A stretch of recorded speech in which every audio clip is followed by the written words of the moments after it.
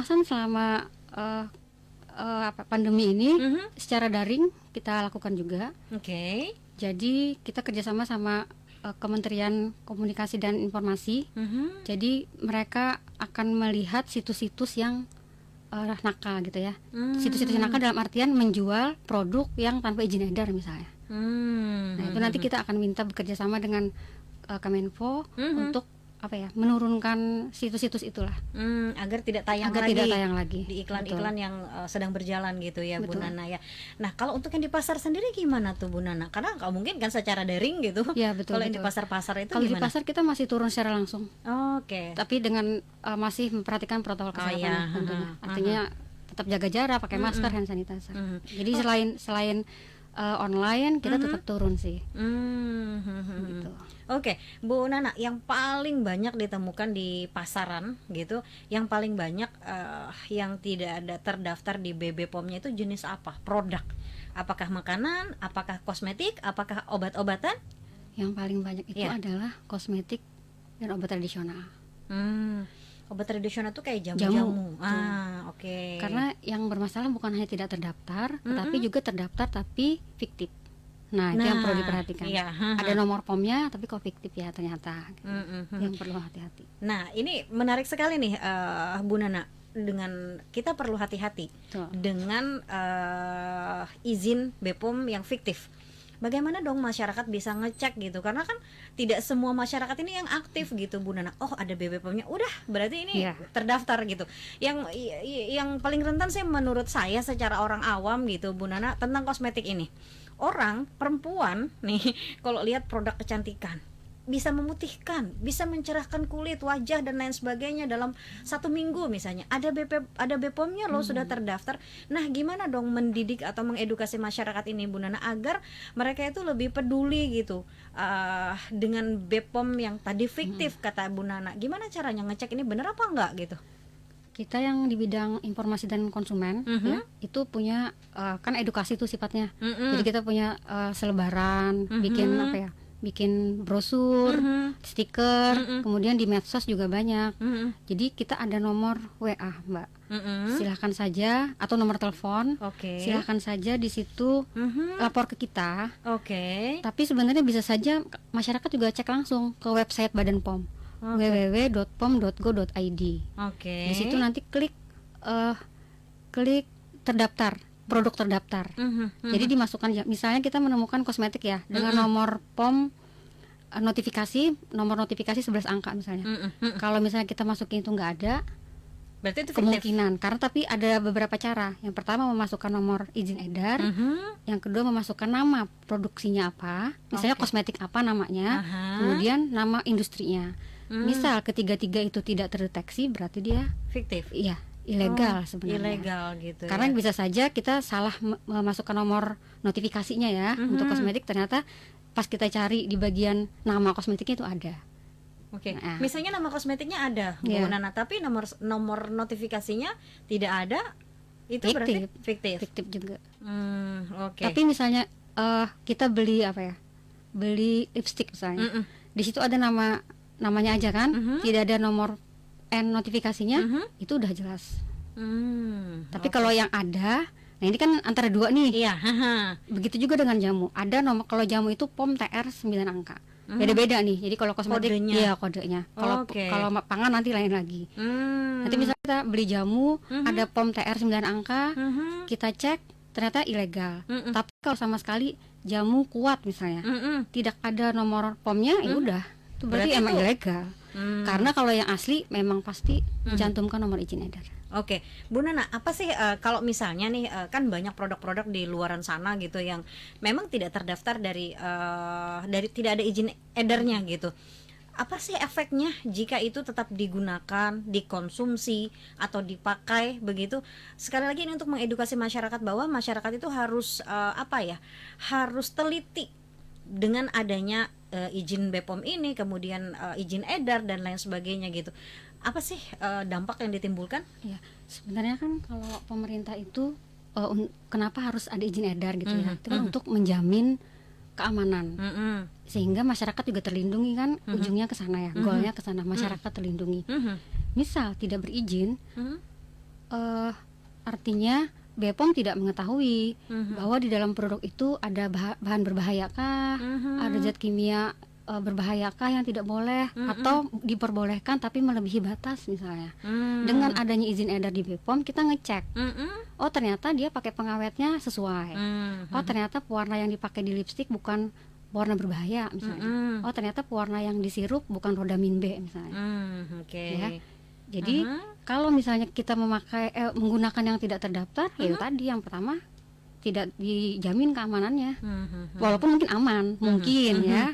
Bagi yang kebal mungkin bisa jadi dia tahan dengan produk itu gitu ya Bu Nana. Tapi kan tidak semua, apalagi misalnya sudah berusia lanjut misalnya gitu ya. Contohnya konsumsi obat-obatan tadi. Oke, kita masuk nanti di sesi kedua, baru kita ke tema besar kita ya Bu Nana. Ini hanya sebagai pembuka sekali lagi agar masyarakat juga tahu tugas-tugas BPOM itu apa sih gitu. Kemudian apa sih harus dilakukan masyarakat kalau ketemu dengan produk yang tidak ada izin edarnya begitu. Ini harus kita lakukan, dan ternyata ada websitenya tadi ya Bu Nana ya, yang bisa kita ngecek untuk tahu apakah ini sudah ada izin edarnya atau tidak. Baiklah Smart Listener, jangan kemana-mana, kami akan kembali setelah yang satu ini. Dan jangan lupa juga Anda bisa bergabung atau bertanya di 0812 510 10 11 di WhatsApp kita. Dan Anda bisa menyaksikan kami di Facebook Smart FM Banjarmasin sekarang, dan nanti Anda bisa menyaksikan siaran ulangnya di YouTube Smart FM Banjarmasin. Kami akan segera kembali untuk Anda.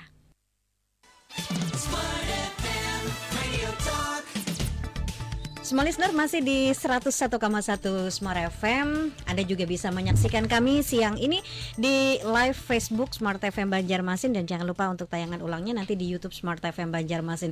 Hari ini Smart Listener kita bersama Ibu Gusti Maulita Indriana SSI APT. Beliau ini adalah Kabid Informasi dan Konsumen BPOM di Banjarmasin. Hari ini kita bicara tentang Hari Keamanan Pangan Dunia, keamanan pangan tanggung jawab bersama. Nah ini nih apa ya Bu Nana, kita ke topik utama setelah tadi pembuka tentang tugas-tugas dari BPOM sendiri, kemudian apa yang harus dilakukan masyarakat ketika menemui ada sebuah produk yang tidak ada izin edarnya dan lain sebagainya gitu. Kita bicara tentang Hari Pangan ini. Apa sih Bu keamanan pangan itu, boleh dijelaskan? Ya. Jadi sesuai Undang-Undang Nomor 18 Tahun 2012 ya, tentang pangan. Ini saya ambil simpelnya aja ya.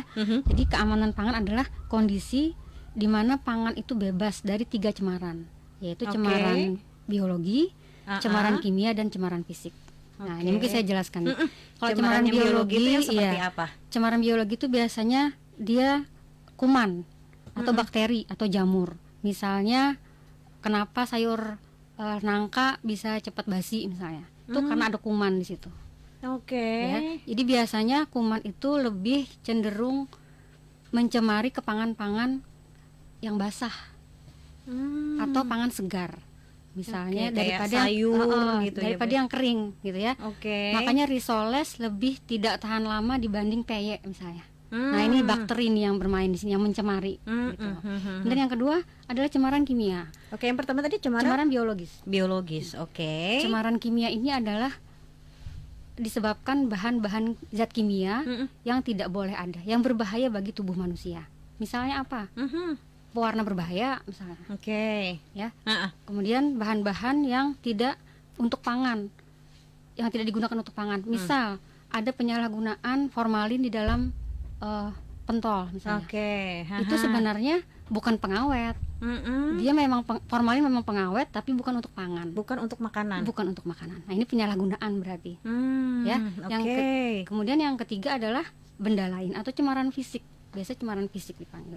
Cemaran fisik ini yang kelihatan nyata. Kalau cemaran mikrobiologi sama kimia tadi kita nggak tahu kan, kecuali nggak lihat, kecuali pewarna nih. Apa merahnya ngejreng misalnya. Tapi kalau ini pengawet, pakai pengawet nggak ya, nggak kelihatan. Tapi kalau cemaran fisik dia kelihatan. Misal bakso ada rambut. Di dalam roti ada cincin misalnya. Wah, kayak enak kan ya kalau di dalam roti berhadiah cincin gitu ya. Biasanya staples gitu. Iya betul.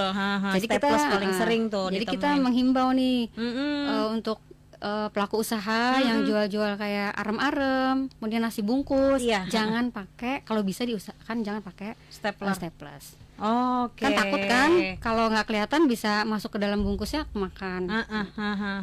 Dihimbau pakai karet ya, kan gampang tuh membukanya gampang. Dan bisa digunakan kembali. Iya. Dan kalau nyemplung ke dalam makanan kelihatan. Kalau masih ketelan juga ya sungguh terlalu itu namanya. Ya sekali lagi karetnya bisa dipakai lagi, disimpan buat ikat rambut kan. Loh ini curhat. Nah itu mungkin itu. Jadi keamanan pangan itu harus bebas dari 3 cemaran tadi. Itu simpelnya ya. Oke, ini bahasa yang sangat mudah dimengerti gitu. Jadi biologi, tadi kimia dan bidang lain ya Bu ya? Benda lain atau cemaran fisik. Benda lain atau cemaran fisik. Nah yang biologi tadi Bu, ini itu terdapat di sayur-sayuran, buah-buahan. Biasanya mencemari pangan yang basah. Karena kuman, bakteri atau mikro itu senang medianya adalah air.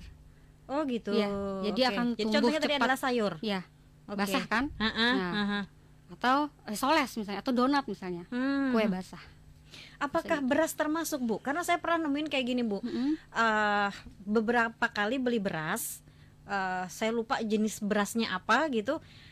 Beras yang saya beli waktu itu tuh cepet banget basinya daripada beras-beras sebelumnya yang saya beli. Apakah itu termasuk Bu? Kemungkinan, karena beras juga termasuk pangan segar, kan belum diolah. Tapi setelah diolah jadi nasi pun dia juga masih termasuk basah juga. Jadi sebenarnya begini, mungkin sebelum ke lebih lanjut lagi pangan itu sebenarnya menurut peraturan itu ada dibagi menjadi 2. Pangan segar, kemudian pangan olahan. Nah, pangan olahan ini dibagi 2 lagi nih. Pangan siap saji dan pangan olahan berkemas. Siap saji itu misalnya rawon. Itu siap saji, pangan olahan kan, tapi tidak dikemas. Yang pangan olahan yang berkemas ya tadi kayak peye, nastar. Tuh. Nah ini pemerintah yang bertanggung jawab pun berbeda-beda di sini. Bu. Voksinya. Bu, tadi untuk yang kimia tadi, ini kan kimia juga. Kalau misalnya kayak di pewarna kan terlihat. Kemudian kayak di benda lain kayak staples tadi ada termasuk dalam makanan kita terlihat. Nah, kalau yang di biologi ini kan tidak terlihat. Betul. Nih, Bu. Nah, lalu bagaimana apa yang harus dilakukan masyarakat gitu, Bu? Yang paling gampang ini paling gampang untuk mendeteksi sebenarnya. Jadi kalau kita bikin sayur sup tapi kok sudah rasanya kecut, ya, berlendir, jangan dikonsumsi lagi. Warna berubah, atau yang jernih jadi ada endapan, atau yang tadinya tidak menyatu kok jadi menyatu misalnya, itu udah bisa curiga aja. Udah jangan dikonsumsi lagi gitu ya Bu ya. Jadi dia sudah ada perubahan warna, bau dan rasa. Oke. Kemudian untuk keamanan pangan tadi sudah Bu Nana jelaskan nih smart listener. Untuk peringatan Hari Keamanan Pangan Dunia sendiri itu tanggal berapa sih Bu Nana? Tanggal 7 Juni 2020. Jadi ini baru yang kedua kali. Jadi yang pertama kali adalah 7 Juni 2019, kemudian 7 Juni 2020. Tetapi gaungnya itu 1 bulan penuh di bulan Juni ya. Di bulan Juni. Masih ada beberapa hari lagi. Masih ada beberapa hari lagi. Ini kegiatannya apa aja sih Bu di gaungnya di bulan Juni ini, Kita talkshow seperti ini, kemudian media sosial jalan terus setiap hari tentang keamanan pangan. Kemudian kita juga menulis di media cetak ya tentang keamanan pangan. Untuk tujuannya sendiri nih Bu Nana dari dilaksanakannya Hari Keamanan Pangan di dunia ini, apalagi di tengah pandemi ini kan, pasti berbeda dari tahun-tahun dari tahun pertama gitu ya. Tapi nanti dijawab ya Bu Nana, karena kita harus break dulu. Smart listener, jangan lupa sekali lagi Anda bisa mendengarkan kami di 101,1 Smart FM atau live streaming di www.radiosmartfm.com dan saksikan kami sekarang di Facebook Smart FM Banjarmasin dan nanti siaran ulangnya di YouTube Smart FM Banjarmasin. Kami akan kembali untuk Anda. Smart listener, terima kasih Anda masih menyaksikan kami di Facebook Smart FM Banjarmasin dan tentu kita masih juga bersama narasumber kita di siang kali ini ada Bu Nana, Kabid Informasi dan Konsumen BB POM di Banjarmasin. Hari ini kita bicara tentang keamanan pangan tanggung jawab bersama Hari Keamanan Pangan Dunia. Bu Nana, untuk tadi tujuannya digaungkan Hari Pangan Sedunia ini apa sih, apalagi di tengah pandemi seperti ini gitu. Tentu berbeda dari tahun pertama ya Bu Nana. Silakan Bu Nana. Yang pertama adalah untuk menginspirasi masyarakat. Apalagi di tengah pandemi COVID-19. Orang itu kan biasanya pada malas ya ke pasar. Kan? Banyak pesan-pesan online misalnya. Betul. Nah, ini kesempatan kita di sini untuk memberikan informasi, himbauan, boleh saja beli online misalnya, tapi dengan tadi memperhatikan apa, izin edar, kedaluarsa. Kemudian yang kedua, adanya tindakan untuk membantu mencegah dari penyakit ya. Jadi kalau pangan siap saji tadi saya sudah sempat singgung ya, ada pangan olahan, pangan siap saji. Pangan siap saji itu berkontribusi besar membawa penyakit bawaan atau keracunan. Pangan siap saji itu contoh kayak rawon gitu ya, tadi bakso. Jadi kalau sikap dari masyarakat atau pelaku usaha itu kurang menerapkan praktek keamanan pangan, itu bisa memicu ada keracunan di situ. Keracunannya ya mikroba tadi masuk. Misal harusnya kita cuci tangan dulu sebelum pegang tepung misalnya, sebelum pegang telur, sayur, nah kita cuek aja, nggak cuci tangan, nggak mandi mungkin gitu ya, yang harusnya kita pakai masker lagi batuk kita nggak pakai masker dan segala macam. Nah inilah pentingnya diperingati, digaungkan selama 1 bulan penuh. Berarti ini juga penting sebenarnya untuk para pelaku usaha makanan ini, betul, ya Bu ya, karena kan kalau yang pengunjung kan siap makan gitu ya. Pada pengolahannya kan si pedagang ini. Betul. Jadi kalau pelaku usaha sudah terpapar, bagaimana cara mempraktekkan keamanan pangan yang baik, itu kan akan meningkatkan ekonominya dia juga ya. Iya. Karena kalau ekonominya baik, gitu kan, otomatis kemajuan pembangunan kan kalau dari segi ekonomi ya, itu juga akan maju gitu. Bisa juga aksesnya ke pariwisata nih. Misal nih, kita di sini yang terkenal apa? Pariwisata Tangkisung misalnya ya, atau Batakan. Pantai misalnya. Misal dari beberapa tahun yang lalu ada isu bahwa ikan asin di sana berformalin misalnya. Kalau kita tidak edukasi ya nelayan di sana atau pelaku usaha di sana, distributor di sana, tentunya walaupun yang ke Batakan masih sering, tapi untuk mampir membeli ikan asin mungkin orang berpikir, ya kan, dengar-dengar ada formalinnya loh ikan asinnya misalnya di daerah situ. Iya, nah itu yang perlu diedukasi pelaku usahanya. Oke. Baik, Bu Nana, kita ke WhatsApp yang sudah masuk. Ini ada pertanyaan. Selamat siang, mau tanya, bagaimana cara mengetahui barang palsu karena bentuk dan BPOM-nya mengikuti yang asli?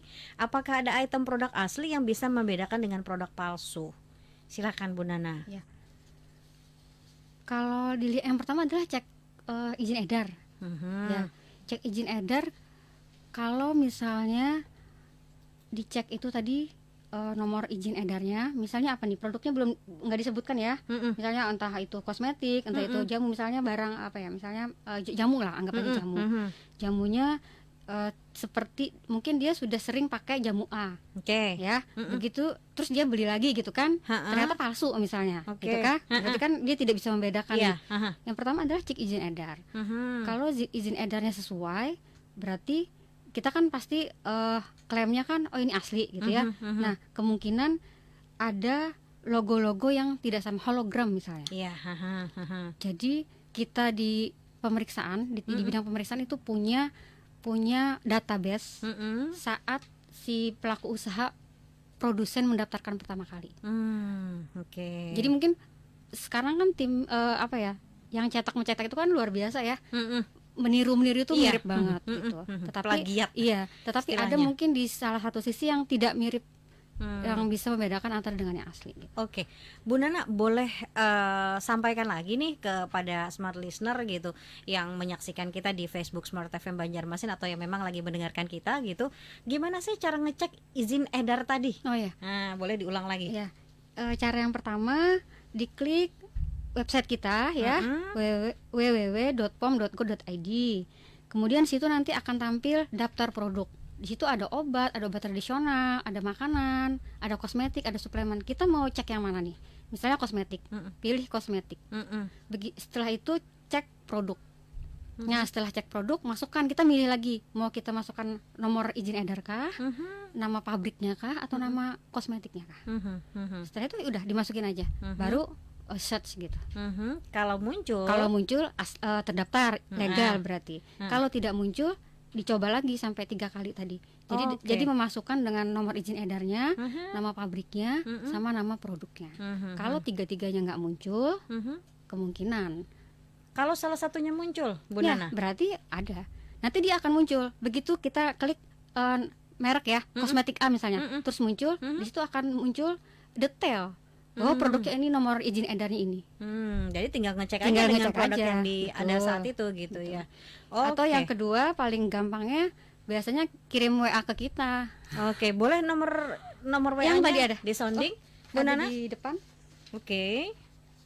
Nggak ada ya. Oke, di belakang ini ya Bu Nana Di ya? belakang, di belakang. Oke, saya sebutkan ya Bu Iya, Nana ya. silakan. Nah, untuk telepon atau WhatsApp untuk di BB POM ini bisa langsung tanya di WhatsApp. Misalnya produk ini dengan nama ini apakah langsung seperti itu atau Iya, gimana caranya Bu iya. Nana? Jadi biasanya yang penting kita mintanya nama produknya apa, produksinya apa, sama nomor BPOM-nya apa. Oke. Saya sebutkan WhatsApp-nya ya, smart listener. Sebentar. Kayaknya ada yang berbeda. Oh, Ibu Nana aja kalau gitu. Iya, kayak Daripada aja ya. saya salah. Ya, silakan Bu Nana. 0821 Sebentar sambil saya ulang 0821 5854 5854 3533. 3533. Itu nomor BB POM Iya. di Banjarmasin Iya. yang bisa Anda WhatsApp kapanpun untuk mengecek produk ini apakah sudah terdaftar atau tidak gitu ya. Oke, Bu Nana, kita ke pertanyaan selanjutnya. Dari 08781808 sekian-sekian. Apakah dengan makanan bagaimana dengan makanan yang beredar di pasaran seperti kerupuk? Nah, itu banyak yang nggak ada BPOM-nya. Jadi bagaimana kita bisa yakin kalau kerupuk itu aman dikonsumsi? Dari Anugrah di Banjarmasin. Iya, terima kasih ya Anugrah. Untuk kerupuk itu termasuk home industry ya, produk industri rumah tangga. Jadi begini, tadi saya jelaskan di awal bahwa pangan kan ada pangan segar, pangan olahan. Pangan olahan adalah ada dua juga, pangan siap saji dan pangan olahan berkemas. Nah, yang wajib daftar adalah pangan berkemas yang diedarkan yang lebih dari 7 hari, tidak busuk, tidak basi, dan diedarkan di pasaran. Itu yang wajib daftar. Jadi pangan segar, pangan siap saji itu tidak wajib daftar. Dulu ya, kita samakan info dulu. Sekarang tadi misalnya kerupuk lebih dari 7 hari basi nggak? Enggak sih, yang mentah. Yang masak, yang matang juga. Yang matang juga. Artinya dia wajib daftar. Dia harus dikemas, tapi dia wajib daftar jika dia diedarkan. Tapi kalau mau makan sendiri nggak perlu.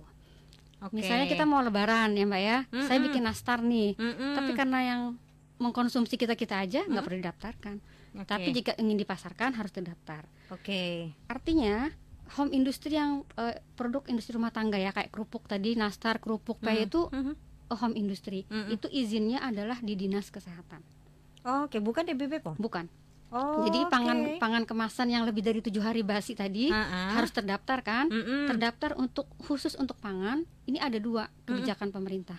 Di Dinas Kesehatan Kabupaten Kota untuk home industry, kemudian Badan POM. Nah, untuk kerupuk ini dipandang home industry ya. Jadi nanti didaftarkannya di Dinas Kesehatan dengan nomor PIRT 15 angka. Jadi kalau nanti Mas Anugrah menemukan kerupuk dengan nomor Dinas Kesehatan PIRT itu betul. Tapi tidak ada BPOM. Tapi jika tidak ada BPOM, tidak ada PIRT, ilegal berarti. Kalau ilegal gimana? Jangan dikonsumsi. Boleh dibeli, tapi jangan dimakan ya. Ngapain dibeli Bu? Nggak dimakan Bu. Kalau kita sudah tahu nggak usah dibeli berarti ya Bu ya. Jangan dibeli. Karena ini sudah jelas tidak terdaftar di BPOM, tidak terdaftar juga di Dinas Kesehatan. Bu, pertanyaan saya, mendaftar di BPOM itu prosesnya gimana? Mahal nggak sih? Nah, untuk satu home industry? Kalau home industry ada keringanan ya 50% kalau nggak salah nih untuk UMKM. Tapi kan tidak semua home industry itu Badan POM. Kan tadi home industry kan fokus arahnya kan ke Dinas Kesehatan. Dinas Kesehatan free. Yang ada biaya adalah memang Badan POM karena kami menguji, Mbak. Jadi apapun yang terkandung komposisi di dalam kerupuk misalnya ya. Sebenarnya kerupuk itu home industry, tapi jika dia telah memenuhi syarat-syarat untuk daftar di BPOM, kita layani. Itu mahalnya mungkin karena kita daftar, karena kita uji ya. Tapi kalau PIRT Dinas Kesehatan dia free. Nah, ada dinas-dinas kesehatan yang punya kebijakan sendiri. Misalnya dia curiga nih, oh kerupuknya kayaknya pakai boraks ya. Jadi dia minta ke pelaku usahanya, sebelum izin edar kami keluar, cek dong pakai borak nggak. Oke. Pertanyaan berikutnya nih Bu Nana, berarti home industry ini bisa daftar ke BB POM atau ke dinas kesehatan? Atau, tapi nggak boleh kedua-duanya. Nah, untuk yang pangan-pangan yang resiko rendah, low risk, itu kan diarahkan ke dinas kesehatan. Tapi kapan dia ke BPOM? Bisakah misalnya produksi kacang goreng ke BPOM misalnya? Bisa, asalkan omsetnya tinggi, karyawannya banyak, kemudian memakai peralatan yang semi otomatis. Itu peralatan. Itu ininya. Persyaratannya. Oke. Tadi Bu Nana sampaikan juga bahwa kalau untuk ke BBPM itu ada bayar gitu, karena memang diuji. Nah, ke dinas kesehatan itu free. Apakah karena tidak diuji, karena free, atau gimana tuh Bu Nana? Yang tidak bayar karena memang tidak ada tidak diuji ya. Kalau misalnya mempersyaratkan si dinas kesehatan ya, ini seperti ada boraks nih, maka pelaku usaha harus bayar. Tapi ngujinya kan ke BPOM. Bukan ke dinas kesehatan bayarnya. Itu sebenarnya free. Kemudian tadi saya menyambung yang mana pangan-pangan yang PIRT dinas kesehatan, mana pangan-pangan yang ke BPOM gitu ya. Tadi yang pertama memang resiko rendah itu dinas kesehatan. Resiko tinggi harus BPOM. Misalnya apa? Misal daging atau ikan dan hasil olahan. Itu ada dua tuh. Kalau ikan dibikin ikan abon atau rabuk lah ya, rabuk haruan misalnya, itu kering, itu boleh PIRT, boleh dinas kesehatan. Tapi kalau haruannya dibikin atau pentol ikan yang dalam keadaan biasanya di freezer kan, kayak nugget gitu-gitu, itu harus badan POM. Jadi itu walaupun dia nggak punya modal misalnya, karyawannya sedikit, cuma sendiri kerjain, itu nggak boleh dinas kesehatan. Tetapi ada produk-produk yang risiko rendah, dia boleh. Jadi itu perbedaannya. Iya. Oke, Bu Nana, kita ke WhatsApp lagi yang bertanya, beras yang aman dikonsumsi, bagaimana ciri utamanya beras yang terlihat agak putih bersih, khawatir itu mengandung pemutih? Dari Rahman di Banjarmasin. Tapi dijawab nanti ya Bu Nana, kita harus break kembali. Small listener, jangan kemana-mana, tetaplah bersama kami, tetaplah saksikan kami di Facebook Smart FM Banjarmasin. Smart FM Radio Talk. Baik, small listener, kembali lagi kita bersama BB POM di Banjarmasin. Ada Ibu Nana, small listener, Kabid Informasi dan Konsumen BB POM di Banjarmasin. Ini banyak pertanyaan yang sudah masuk ke WhatsApp kita. Tadi nih Bu Nana yang sempat terputus karena kita harus break gitu. Tadi beras yang aman dikonsumsi itu gimana sih kita melihat ciri-ciri utamanya? Karena sekarang tuh banyak beras-beras yang putih gitu. Nah, gimana dong kita tahu bahwa itu tuh tidak mengandung pemutih itu Bu Nana? Silakan. Terima kasih. Kembali ke macam-macam pangan tadi sebenarnya ya. Tapi nggak apa-apa, memang tugas BPOM juga. Jadi pangan itu kan ada pangan segar dan pangan olahan tadi ya. Pangan segar sebenarnya ada di bawah wewenang Kementerian Pertanian atau Badan Ketahanan Pangan. Pangan segar contohnya apa? Sayur, daging, kemudian beras, termasuk beras. Nah, ini sebenarnya ada di tupoksi dinas Kementerian Pertanian ini, Badan Ketahanan Pangan. Kemudian kalau pangan siap saji itu ke Dinas Kesehatan Kabupaten Kota. Tanggung jawabnya. Sementara pangan kemasan yang terdaftar yang lebih dari 7 hari baru ada di BPOM dan Dinas Kesehatan untuk PIRT ya. Sekarang kita pemutih gitu ya. Mungkinkah beras yang sangat putih itu kayak pemutih gitu? Biar menarik. Jadi begini, antara iya dan tidak ya, antara benar dan tidak. Jadi tidak selalu beras yang putih itu pakai pemutih, tetapi memang betul juga beras ada yang putih yang itu menggunakan pemutih. Biasanya pemutih yang digunakan adalah klorin. Nah, klorin ini sangat berbahaya ya bagi tubuh karena dia sebenarnya membunuh kuman yang digunakan untuk kolam renang. Kemudian kayak kaporit gitu bukan? Betul. Kemudian air sumur misalnya kan, misalnya yang banyak endapan gitu ya, banyak kotoran dikasih klorin misalnya kayak gitu. Jadi ciri-cirinya adalah putihnya sangat putih, kemudian licin. Itu salah satu teksturnya si berasnya ini dikasih klorin licin. Oke. Kemudian dia berbau berbeda ya. Nanti di ini saja mungkin kalau misalnya kita mencuci beras mungkin di situ kelihatan sih, atau pas mengukus misalnya. Nah, itu biasanya berbeda dari baunya. Ya bau klorin itu kayak kita misalnya pegang. Bisa ya kalau ibu-ibu tuh tahu. Bedanya di situ. Gitu. Oke, baik. Ibu, ada pertanyaan kembali dari Vincent di Banjarmasin. Di tengah pandemi COVID-19 ini, gimana menjalin kerjasama lintas sektor dalam melakukan pengawasan pangan yang aman, dan bagaimana untuk jelang Idul Adha nanti untuk pangan kita, terlebih kualitas daging? Ya. Ini daging juga termasuk yang diawasi ya, Bu ya? Daging termasuk yang diawasi, tetapi ke Kementerian Kesehatan. Bukan. Kalau daging-daging itu bisa ke Kementerian Pertanian juga ya masuknya, kalau kecuali unggas Kementerian Peternakan misalnya. Oke. Tapi biasanya begini, walaupun pangan segar itu bukan tupoksinya BPOM, kita punya yang namanya tim keamanan pangan terpadu lintas provinsi misalnya. Nah, itu leading sektornya aja yang berbeda.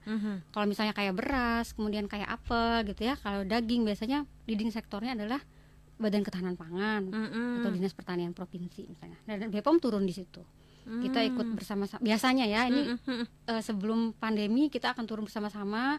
Misalnya kayak ke minimarket, ke minimarket tapi yang menjual-jual pangan segar tadi ya. Turun bersama-sama, ngecek label juga, kadaluarsanya, izin edarnya untuk pangan berkemas. Kalau yang kayak daging-daging memang kita lihat teksturnya seperti apa. Kita lihat, kita turun bersama-sama begitu. Nah, ini kemungkinan bagaimana Idul Adha nih? Idul Adha kan 31 Juli ya. Iya, bentar lagi nih, Bu. Belum. Jadi sebenarnya ini bidang pemeriksaan nanti mungkin akan diundang juga, karena kita untuk daging-daging kan bukan leading sektornya BPOM ya, tapi kita akan diundang mungkin, dan kita akan turun bersama dengan tetap menjaga physical distancing, protokol pakai masker, betul, yang memang sudah dianjurkan oleh pemerintah. Karena kan memang sudah dibuka ya, market-market sudah dibuka juga. Betul. Jadi kita pemeriksaannya secara langsung, nanti akan turun bersama. Oke.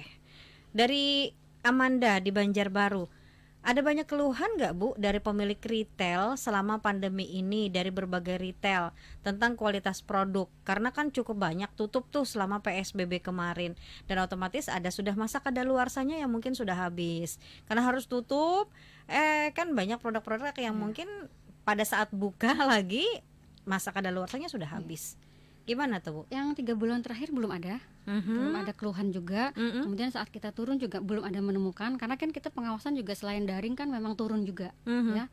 Jadi masih kadaluarsanya masih aman gitu ya. Karena kan kalau kayak jamu kosmetik pangan itu kan adanya sampai 1 tahun 2 tahun juga kan kadaluarsanya. Oke, baik. Itu tadi pertanyaan di WhatsApp yang masuk. Masih ada waktu nih Smart Listener. Untuk Anda yang ingin bertanya, silakan WhatsApp saja di 0812 510 10 11. Ibu, kita lanjutkan lagi nih tentang Hari Keamanan Pangan Dunia nih, Bu. Untuk temanya apa sih, Bu, di tahun kedua ini? Temanya adalah Safe Food in Market. Jadi keamanan pangan di retail. Oke. Kenapa mengangkat tema ini, Bu? Apakah karena retail berhamburan di mana-mana? Cuma beberapa kilometer bahkan berseberangan. Gimana tuh, Bu? Retail. Jadi kalau retail ini kan tempat paling banyak akses masyarakat ya. Retail itu termasuk pasar modern sama pasar tradisional. Kita lihat saja pasar tradisional termasuk juga. Oke. Baik. Jadi coba lihat saja setiap hari, setiap pagi bagaimana berjubelnya pasar tradisional ya. Bagaimana kita mau menjaga jarak gitu. Betul. Kalau cumi-cuminya murah, yang di sana satu tempat aja gitu ya, ibu-ibu. Sudah tidak peduli lagi masker, udah kemana-mana tuh, Bu. Betul. Jadi ini yang memang perlu diperhatikan ya, masyarakat selalu dihimbau, diingatkan gitu ya, jaga jarak walaupun kita tahu juga sebenarnya nggak bakal bisa kalau di pasar tradisional itu jaga jarak yang betul 1 meter tuh kan nggak mungkin. Tapi kalau di retail modern mungkin lah ya, karena kita banyak tersebar di mana-mana gitu kan, kita cari aja yang nggak terlalu banyak pengunjung misalnya. Modern kita juga sudah lihat sendiri tuh, mereka punya di kasir sudah ditutup, ditutup pakai pengaman lah gitu ya. Belum lagi si kasirnya ini pakai banyak masker dan segala macam. APD-nya yang protokol kesehatan lah ya gitu ya. Mungkin yang perlu diperhatikan yang pasar tradisional. Nah, kalau untuk BPOM sendiri, Bu, apakah juga langsung ke pasar-pasar tradisional nih? Untuk sidaknya ya? Untuk pemeriksaannya pemeriksaan. Kita ke retailnya, ke toko, di pasar sih. Tidak ke pasar tradisional. Tidak ke pasar Kenapa, tradisional. Bu? Padahal kan pasar tradisional ini juga termasuk target Pasar tradisional, tapi yang toko yang memang pengawasan BPOM. Misalnya kayak yang berkemas ya. Misalnya kita ngecek kornet, sarden gitu kan. Kan pasar tradisional ada tradisional yang basah juga, ada yang kering kan. Iya, Nah, kita mungkin ke keringnya. Kalau yang basah siapa, Bu? Itu tadi, kalau sayur-sayur dinas pertanian atau badan ketahanan pangan. Kalau unggas-unggas dinas peternakan. Kalau ikan termasuk itu dinas perikanan. Jadi masing-masing punya bidang. tupoksi, ya betul. Bidangnya sudah masing-masing gitu. Betul. Ya, Bu ya. Oke. Ada nggak sih, Bu, isu lain yang berkembang sehingga keamanan pangan di pasar itu dijadikan sebuah tema nih pada peringatan Hari Pangan Sedunia di tahun kedua ini? Yang paling menyeramkan itu menurut saya. Apa sih, Bu? Wah, ini saya gugup mendengarnya nih, Bu. Ini kurangnya kesadaran masyarakat dan pelaku usaha dalam penerapan praktek keamanan pangan. Jadi misalnya contohnya ya misalnya harus cuci tangan dulu sebelum pegang sayur gitu kan, atau yang menjual jangan gondrong misalnya, kukunya jangan panjang, itu kan salah satu di mana itu ada mikroba dan segala macam kan. Kalau itu tidak diindahkan. Kalau untuk masyarakat sendiri selalu kita sampaikan, pilihlah tempat makanan atau retail yang bersih misalnya. Tapi kalau yang jualnya memang satu-satunya gitu kan dan murah dan segala macam, mungkin masyarakat juga diserbu langsung. Langsung diserbu tanpa melihat apakah si paman jualannya ini gondrong, kukunya panjang, mandi gitu ya. Jadi itu sih yang paling urgent menurut saya ya. Jadi penerapan keamanan pangan sendiri masih kurang di masyarakat kita. Kemudian juga penyediaan infrastruktur air bersih misalnya. Ini kan baru-baru aja kan. Setelah ada pandemi COVID-19 aja akan ada hand sanitizer, kemudian sabun. Sebelumnya nggak ada, kecuali di rumah makan yang memang mereka memerlukan itu. Semoga setelah pandemi berlalu habit kita ini tidak berubah ya, Bu. Ya. Karena sebenarnya kalau cuci tangan dengan sabun itu walaupun ada atau tidak ada pandemi ini ya kita memang harus lakukan gitu. Bu Nana, tidak terasa kita harus segera closing dari apa yang kita bahas di siang kali ini. Bu Nana mungkin ada yang mau disampaikan sedikit, silakan. Sedikit ya. Jadi keamanan pangan di musim pandemi COVID-19 ini, kita masyarakat diharapkan betul-betul mempraktekkan keamanan pangan secara betul ya, memperhatikan agar apa? Itu untuk kesehatan kita juga. Kita yang memutus mata rantai bahwa bakteri itu tidak akan masuk ke dalam tubuh misalnya. Yang pertama, jika ingin ke retail atau ke pasar ya tetap misalnya pakai masker. Kemudian cuci tangan disediakan kan di situ sama sabunnya, kemudian jaga jarak walaupun susah ya jaga jarak. Dan yang terakhir adalah ceklik itu adalah motonya Badan POM. Apa itu, Bu?